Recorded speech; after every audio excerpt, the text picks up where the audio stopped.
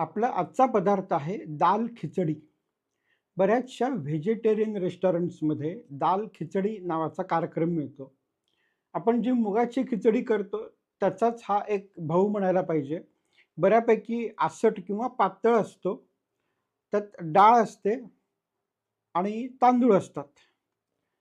आता दाल खिचडी खाणं चांगलं आहे का नाही हे आज आपण बघूयात. दाल खिचडीमध्ये असतात ते तांदूळ किंवा भात. भाताचा काहीही प्रॉब्लेम नाहीये. तांदळाचाही काही प्रॉब्लेम नाहीये.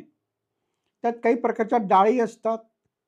एक्झॅक्टली रेसिपीज ही थोडेफार प्रमाणात बदलू शकते.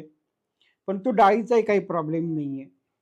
आणि मग थोडेफार मसाले असतात त्याच्यामध्ये आणि मीठ फारसं नसतं. त्याच्यामुळे जर तुम्हाला चांगलं काहीतरी खायची इच्छा असेल किंवा बाहेर खायची वेळ आली आणि त्यातल्या त्यात चांगला पदार्थ निवडायचा असेल, तर तुम्ही दाल खिचडी घेऊ शकता. त्यात तुम्हाला काहीही प्रॉब्लेम दिसत नाही. त्यामुळे आजचा निर्णय आहे, की ह्याचं रेटिंग आहे 5 पैकी 4.5 आणि दाल खिचडी तुम्ही खाऊ शकता. त्याला काहीही प्रॉब्लेम नाही.